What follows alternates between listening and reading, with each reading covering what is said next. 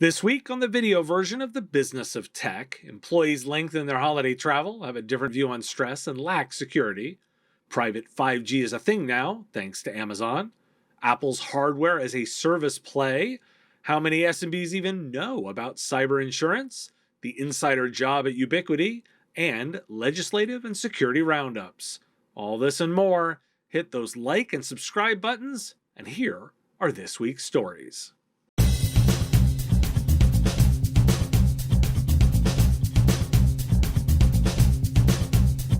As the US resumes work, the first of the two holidays for the season presents evidence that people are extending holiday travel. Airbnb says bookings for long-term stays during the holidays are up nearly 70% in the US compared to the same time in 2019. Clear, the supplier of biometric security kiosks at many airports, says the median trip length for its members has doubled in 2021 versus 2019. According to a Deloitte survey, working vacationers plan to take twice as many trips and stay longer than those who intend to disconnect for the holidays. 3 in 4 workers said they'd add at least one day to their holiday trips, and 38% said they'd add 3 to 6 days. They also said they'll increase their vacation travel budget because of their company's work from home policies. This all from Axios. And it's likely to continue. From a new report, Reshaping Productivity, by the Economist Intelligence, 2/3 of business executives believe that remote work will continue in some form beyond the pandemic. Looking at work remote practices due to the pandemic, 39% witnessed increased productivity in their organizations, 32.6% reported a decline, and the remaining 28.5% saw no change. And in a win for technology, the study found a strong positive correlation between increased productivity and employee support for the uptake of digital tools, such as collaboration tools, digital workflow solutions, and online project management applications. 1 in 5 executives who witnessed a decrease in productivity in the study said they hadn't fully implemented the remote working capabilities needed for their staff to work from home effectively. The report concludes that it is the companies that have adapted quickly and built their capacity for flexibility throughout the pandemic who will benefit most in the future workplace, whatever it looks like. It may not be rainbows and unicorns, however. In NTT's Global Workplace Report, 88% of respondents said IT had challenged organizational performance, and 83% said IT has been challenging for employees. Compared to operations staff, CEOs are 20 percentage points more likely to believe that their organization is very effective at managing working hours, 28 points more likely to think they are effective at preventing burnout, and 41 points more likely to be very satisfied with their organization's employee experience capabilities. This awareness gap mirrors a severe lack of employee confidence. Just 38% say that their employer fully values their health and well-being, and only 23% say they are very happy working for their employer. A recent report by Unisys revealed that 61% of remote and hybrid employees believe they are responsible for being aware of and preventing cyber threats. However, the report showed that a mere 21% of employees are actually aware of more advanced cyber threats, with 83% of companies sharing that they've had a successful transition to working remotely, and 55% of employees want to stay remote. Internet security has become a primary focus and concern, despite the report finding that many remote employees lack proper internet security awareness. Now, why do we care? I love a good story based on data. Employees are changing their behaviors to take advantage of the changes being offered by employers who moved to remote work. Those that invested in technology had that boost in productivity in the remote work scenario, but also have blind spots now their employees are responding to organizational challenges. And those same employees, even the ones who are feeling good about remote working, are missing security awareness. It's a pile of opportunities for competitive advantage. Do you want to start with the core technology investment alone, or move on to that plus skills in managing people remotely using those pieces? How about the coupling of technology with those employee experience capabilities, which the boss seems to think is going a lot better than the employees do? Or how about actually investing in security awareness? With the stats saying what they do, this is a best-in-class opportunity to get all of them. Wonder why I focus here? Because so many are clearly not good at this.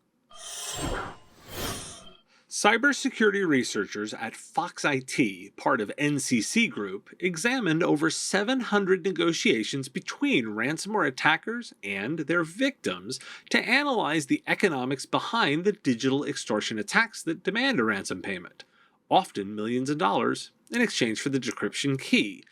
They found that if the victim has cyber insurance and that the attacker knows about it, then there's few maneuvers for negotiating for a smaller ransom payment because the attackers will exploit the existence of the cyber insurance to cover the payment they're demanding. Speaking of insurance, an idea I've pitched on this podcast is one I've now spotted in the wild.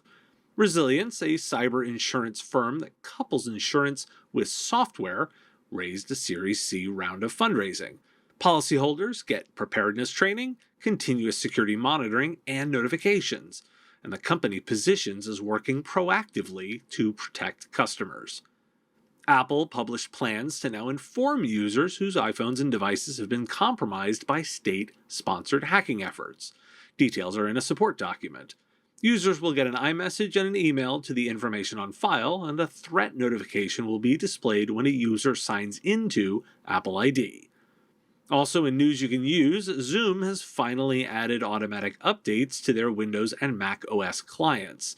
Individual users will now have updates enabled by default, and the choices are for slow or fast frequencies.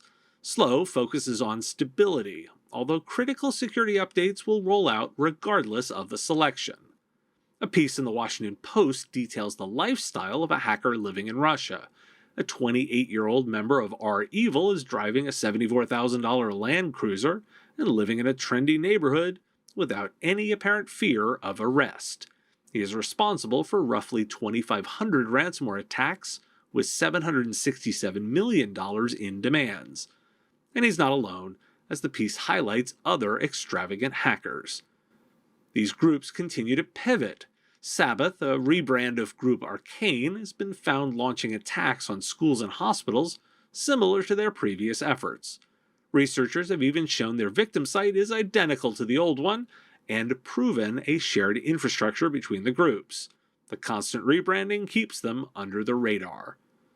The New York Times digs into the cyber war between Israel and Iran, which expanded to include civilian targets on a large scale. Gasoline distribution, railroads, water systems, and exposure of an openly gay Israeli broadcaster's personal details intended to expose thousands of Israelis who had not come out. Now, why do we care? A cyber insurer puts their money where their mouth is by backing it with technology and monitoring. Not an endorsement, just an observation. I'm now tracking 2 security companies who have linked a financial component to the tool they provide, or in this case, vice versa. The insurance market wants to be in this space while actually making money. This is one model that should work, and I expect to see more of this, similar to the idea of monitoring usage for drivers to achieve better insurance rates. There's money in hacking to be sure, and protection by choice of where those hackers live.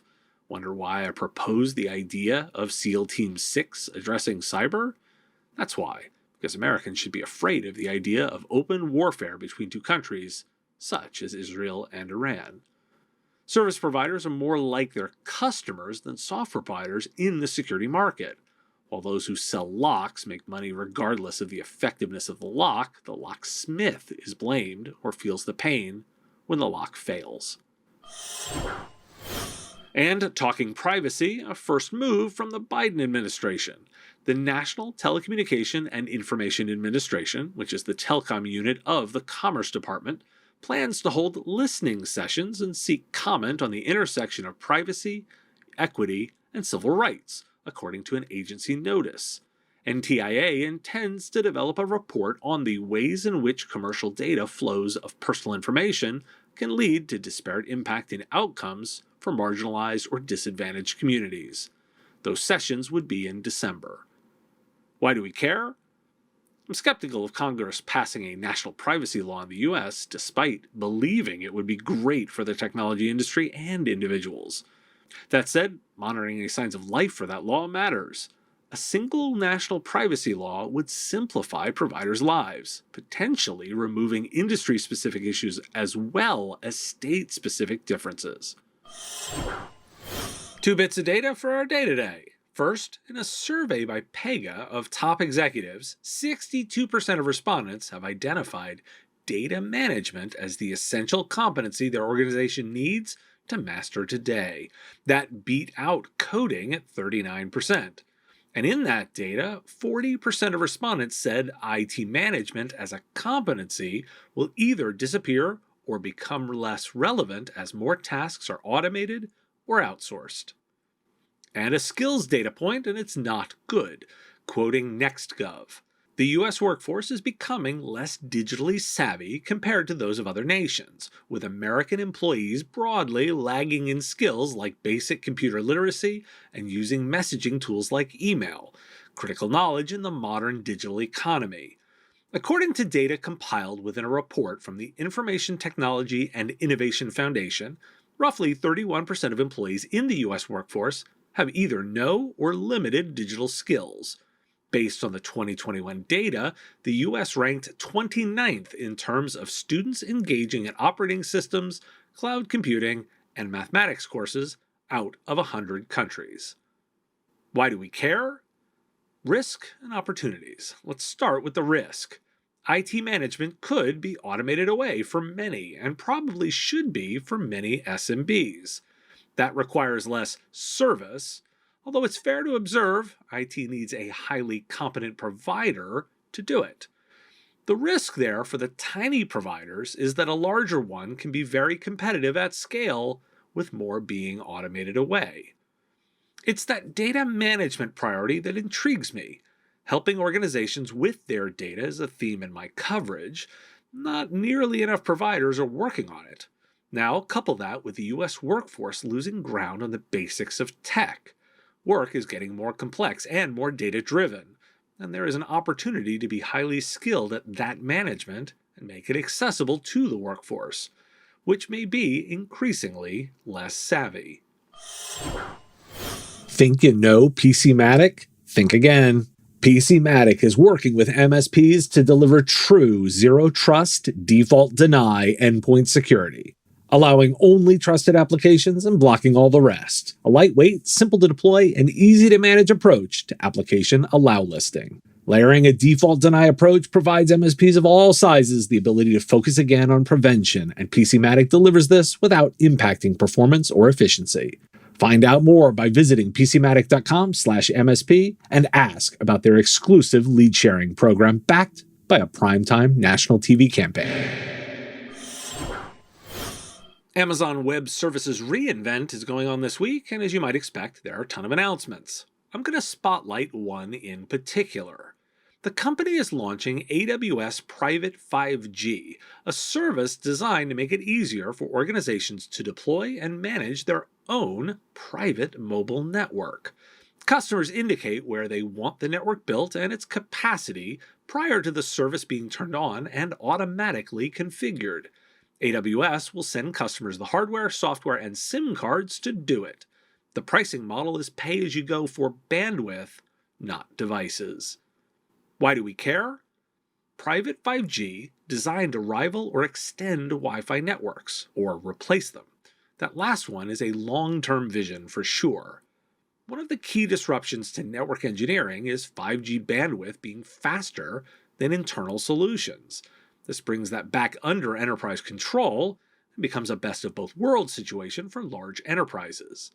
For smaller ones, it could well be they simply go right to the public internet, just as they would go to public cloud or SaaS versus private cloud. Regardless, the idea of private 5G is a significant change to be aware of from a design perspective, and brought to you by one of the big cloud providers. I talk a lot about cybersecurity on this show. I wish I didn't have to be fair, and so I want to highlight some specific data from AdvisorSmith about the cyber insurance market itself. Surprisingly to me, in a survey of small business owners and managers, 64% are unfamiliar with cyber insurance. 25% don't know what it is, and 39% are unsure of what it covers. Slightly less than 20% know about cyber insurance, but have no plans to buy a policy. 17% of the respondents carry some form of cyber insurance coverage, but more than 7 in 10 purchased policies only after hearing about or being victimized by a cyber attack. Why do we care? With as much as I talk about cyber breaches and cyber insurance, I would have guessed the market penetration was higher. That ignores the 64% completely unaware of it. I shouldn't be surprised, with awareness of cybersecurity far too low and technical solutions awareness low. There is some sad comfort in knowing the insurance industry lacks awareness here too. Misery loves company. It does speak to the combined approach I mentioned yesterday. Tech plus insurance solutions feel like that peanut butter and jelly combination. Bring that financial incentive and protection into the technology one for success. A bit of news on workplaces from a survey of Australian workers. In a survey down under, YouGov found that more than 2/3 of workers in IT and computer services share the belief that their workplace has only introduced mental health and well-being initiatives to tick boxes, while day-to-day their management shows little, if any, genuine concern or empathy for their well-being. Workers from the IT and computer services sectors represented the highest percentage of share of this belief out of all the industries that were surveyed. 56% of IT and computing services workers surveyed said they would hide a mental or physical health condition to avoid being judged or discriminated against. This was slightly higher than the 53% recorded overall. Why do we care? I have no reason to believe this data doesn't apply to the US, UK, or Europe. What was surprising to me that IT was the worst industry. I didn't expect it to be the best, just not dead last. Sure, it's only slightly higher, but that's cold comfort. It's during hard times that the investment pays off, like a market where labor has the upper hand. Investments now will help, and help even more so later. This is no overnight fix, but this will differentiate the haves and have-nots even more so, particularly considering how fraught the other challenges of an IT services business are. Let's hit a couple of regulatory items. In the UK, the government has announced a new standard on artificial intelligence to be adopted by government departments and public sector organizations. Organized into 2 tiers, the standard includes a short description of the algorithmic tool, including how and why it's being used. The second tier offers more detailed information about how the tool works, the data sets that have been used to train the model, and the level of human oversight involved. That one from Computer Weekly.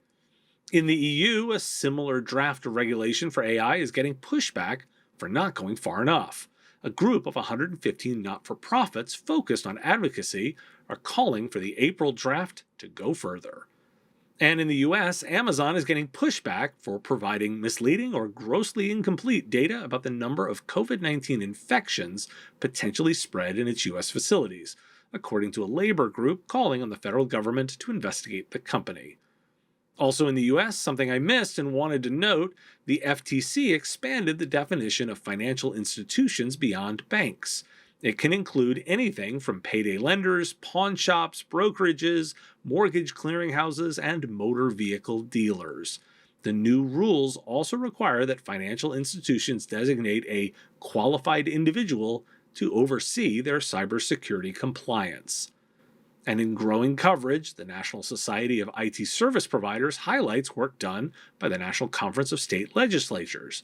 45 states and Puerto Rico have introduced or considered more than 250 bills or resolutions that significantly deal with cybersecurity.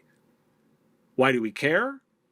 That redefinition of financial institutions stood out for me. That's much broader and a trend I don't expect to see slowing. We talk about AI ethics a lot on the Killing It podcast, so these data points fit the trend for sure. And notably, not the US. The EU and UK are pushing a lot of tech laws. And we should care because larger companies will simply implement the compliance for all because it makes sense to do so. They want simplification at scale. So think about this. US citizens get all the downside then, without any upside protection. Inaction or lack of action is a decision too, and it comes with consequences. So in many cases, US providers need to know EU or UK laws just because of the impact on the systems they manage. In vulnerability madness, here's two good ones. Security researchers have found hardware and software vulnerabilities in HP multifunction printers that can be used to steal confidential information and remotely pivot through network infrastructure. F-Secure estimates that around 150 HP multifunction printer models are vulnerable to the exploits found by the security firm. Finland's National Cybersecurity Center is warning with a severe alert of a campaign targeting Android users that push text messages to lure victims to a voicemail, which instead pushes the FluBot banking malware. CISA has named the new cyber advisory panel that will make recommendations on subjects ranging from battling misinformation to gaining aid from the hacker community on national cyber defense. The 23-member panel ranges from social media, cybersecurity companies, tech firms, and infrastructure. In news you can use, Presidio and CrowdStrike are partnering with Amazon Web Services for a new ransomware mitigation kit. The kit offers enterprises visibility and breach protection across a range of digital assets, a beefed-up cloud security foundation, detection and attack prevention capabilities, as well as response and attack mitigation tools. Finally, quoting The Verge, quote, "An indictment from the Department of Justice suggests that a Ubiquiti hack reported in January and subsequent whistleblower claims of a cover-up were the work of someone who was then an employee of the company." The DOJ alleges that Nicholas Sharp, 36, was arrested on Wednesday on accusations that he used his employee credentials to download confidential data and sent anonymous demands to the company he worked for, pretending to be a hacker in an attempt to get a ransom of 50 Bitcoin. Why do we care? The creativity of the attackers never ceases to amaze me. Faking voicemails is clever. Really reinforces how attackers only have to be right once, and defenders can never make a mistake in a protect all things approach. I'll comment that the list of CISA advisors is distinguished, but generally full of large company-focused leaders. Not a lot of SMB focus there. That's unfortunate, considering how many small companies bear the brunt of the problem. Zero Trust remains my guiding idea. It addresses more of the vulnerabilities as well as that insider threat. Without an announcement, Apple has seemingly introduced a business program designed to allow upgrades of computers for a monthly fee. Called the New Mac Notebook Upgrade Program, and reported on by The Verge, it's a lease program with CIT Group. The page is titled Apple M1 Refresh, giving an indication of the reasoning. The idea? Pay about 3% of the Mac notebook cost each month. Why do we care? Couple this with the small business essentials packages, Apple has an entire, Apple-only, managed services offering. I can hear the scream saying this isn't for MSPs and it's not realistic and it's not heterogeneous, blah, blah, blah. And last I checked, Apple is doing just fine. I'm not proposing this will dominate the marketplace. Correctly, many MSPs will say this isn't a threat. Sure, probably not in the short term or in your specific customer base. And still, there should be something in the back of your mind really worried about this kind of offering if your value is just infrastructure management. Interestingly, Microsoft has released a standalone version of Teams for small business. Microsoft Teams Essentials will be priced at $4 per user per month and provide access to the core meeting features of Teams without the typical Office app bundling that requires a more expensive Microsoft 365 plan. Disabling channels in favor of simple chat, with a focus on meetings and video calls, it's a clear competitor to Zoom. The company is working on Google Calendar integration. And in other release news, Intuit is piloting a partner program focused on MSPs to help move customers to the cloud. Now, why do we care? Not sure this is the right pricing plan, but the strategy is clear. Microsoft is making sure its work tools are available at whatever packaging you want them. Why? Because the work layer matters. When a competitor becomes a verb, to Google or to Zoom, there's an important space. As for Intuit, they're recognizing the key theme that most IT providers know. The recommendation of the implementer matters. Note they're focused on their cloud offerings, which is where the action is. Both are important because they live in that work layer, where most of the IT value lives today. Thanks for tuning in to This Week in the Business of Tech. Shows come out each week, pulling together the daily podcast. If you like this show, please hit that like button and subscribe to the channel. The content here is possible because of supporters like you. If you want access to shows early, answers to your questions, and private interactions, join our Patreon. It's pay what you want. You decide what the content is worth. Join at patreon.com/MSPradio. Patreons also get access to the written versions of every story as they come out. If you want the stories right away, you can get them on the daily podcast. Find The Business of Tech on Apple Podcasts, Spotify, Google Podcasts, or wherever you get your shows. Subscribe links at businessof.tech, and I'll talk to you again next week.